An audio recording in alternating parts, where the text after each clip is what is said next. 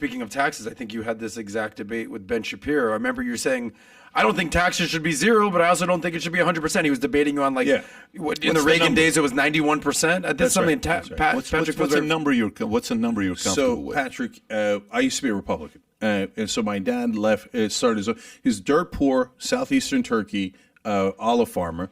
Part of the reason I'm progressive today is because in Turkey back in the 1960s, they had free college education to anyone who could score at the top. Okay, so my dad and my uncle worked their ass off to score at the top of those college entrance exams, and without any money, he got into the best engineering school in Turkey. Then he set up his own company. I mean, he is the American dream. And I interviewed him, and conservatives loved him, right? And they're like, "How did a jackass like you come out of that guy, right?"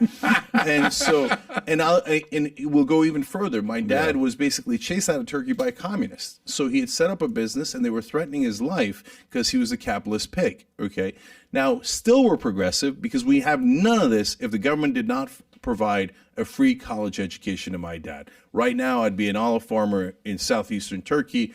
A lot of the right wings going, maybe not so maybe bad. you should have stayed there, bro. Yeah, right. Now, having said that, though, why did I leave the Republican Party? Because every part of it turned out to be marketing.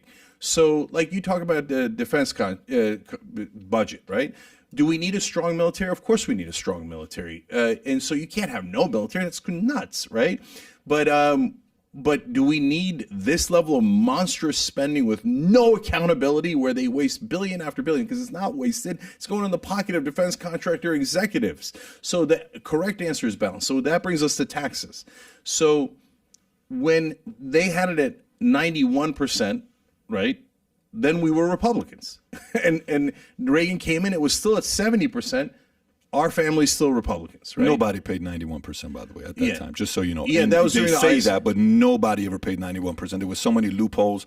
The average guy was paying 40 to 50% who was making money because so even though I get what you're saying, the 40 years of taxes, there's nobody that was paying 91% at that time. Yeah, and people have to understand that that's above a certain number. Sure. And the number is super high. Of course. The famous story with Reagan was that he would make $100,000 per each movie, and then after $200,000, this is the time, this is in the 40s, whatever it was, anything over $200,000 is at 91%. He's like, I'm not doing a third freaking movie. I make 9% on the movie, so he would just do 2 movies a year, and that was basically impetus for his tax plan. Yeah, so there is a point where taxes are too high, right? But right now, we've lowered taxes 128 times. I'm making that number up. It's hyperbole, but probably if you looked at the real number, it might be right around that or more. We're constantly lowering taxes on rich and, most importantly, corporations, right? So, and then remember when in the Trump tax cut, they were going to do $2 trillion, mainly for corporations. What happened, Mr. Populist? And then they were supposed to take away the loopholes. What did they do instead? They did $2 trillion in tax cuts. They didn't take away a single loophole. They were lying all the time. Republicans were lying. Democrats were lying. None of them took away a single goddamn loophole. So it was a $2 trillion giveaway to the richest people in the country and to corporations. So taxes should be around, it should be layered, right? Progressive, like Reagan. Progressive taxes is American. Like we've had progressive taxation in America. Where would you put the top line? You know, above $1 billion, it'd be a high number. I mean, 50% at least. Above $1 billion in earnings? In earnings. In earnings. Yeah. Earned Not income in a capital year? gains. You're not talking capital gains. Capital gains, I'd put at whatever is the normal tax. Okay, I think it's outrageous capital gains is low. Okay. Yeah. So interesting.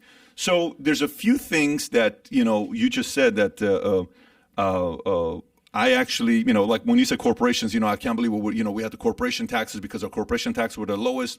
It was the highest at 35 points. Nobody paid that, to your point. You're right. Nobody paid it, but it was high because they just kind of let the money flow and they took it out by debt or dividends or in different ways that they can avoid paying that 35%. And then I think Trump brought it down to 21%. 21%, and then it's back up to 25. No. They're going to move it up. Well, Biden wants to put it to 28%. He hasn't done it See, yet. that's exactly how the good cop, bad cop of Republicans and Democrats. Republicans bring it down from 35 to 21. Biden comes and goes, I'm going to bring it back to 28.